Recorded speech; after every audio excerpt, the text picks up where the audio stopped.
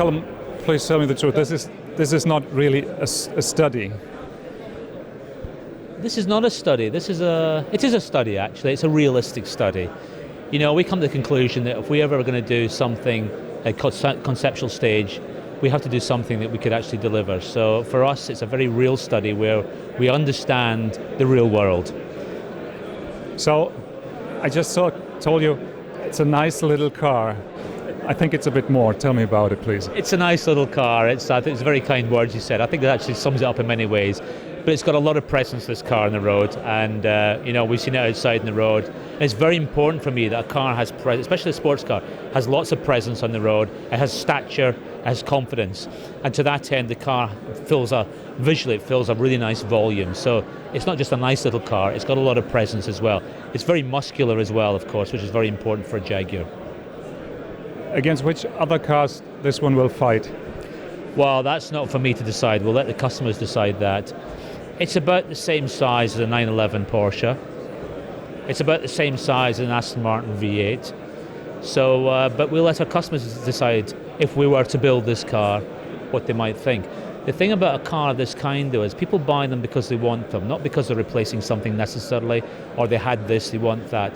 They simply buy two-seater sports cars for emotional reasons, usually, because it performs well and because it looks very attractive. And so it doesn't necessarily replace anything. Some of us expected this car in the price range of 50,000, perhaps a bit lower, fighting against the BMW Z4, the Audi TT. Well, there's been no commitment, of course, to make this car publicly yet. Let's reinforce that. But yes, I know the expectation was that one day we may do something that's even smaller and a bit more sprightly and perhaps a little bit more economically. And I'm sure there is room for that in the future. For the moment, this is the car we're focused on. We want to produce something that certainly has the power that we can produce within Jaguar, but also contains the beauty. But it's important that we get a two-seater sports car to the middle of our brand, because we have to attract younger people to our brand, younger-minded people to our brand. It's happening already with XF and XJ, but we need to get teenagers' love into our brand, because what teenagers love is what their dad buys. Is that the reason for the sunglasses and the sign on the front? Oh, really? Does it have that? I hadn't noticed.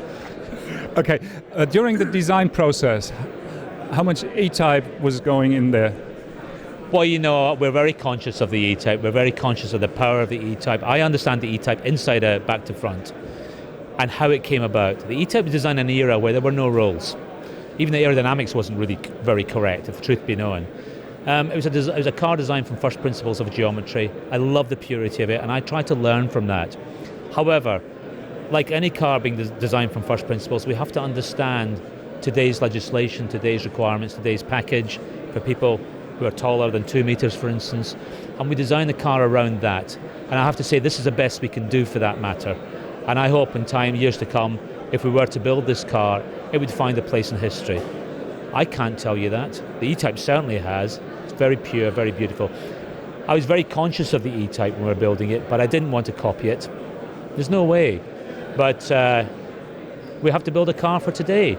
Today's world is completely different from 1961.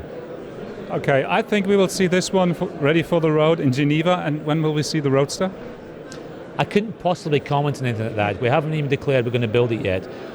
What I will say, though, the car is very feasible. And if we were going to build it, I would like to think we could build something very close to this. But in terms of time frame or anything else, no comment. But I think you would love to see this car with no roof. I would personally love to see the car with no roof, because that's our history. All of our sports cars have been in convertible at some point. So if we were to build it, I think a convertible would be very natural for us to do. Okay, thank you very much. Good luck with it. Thank you.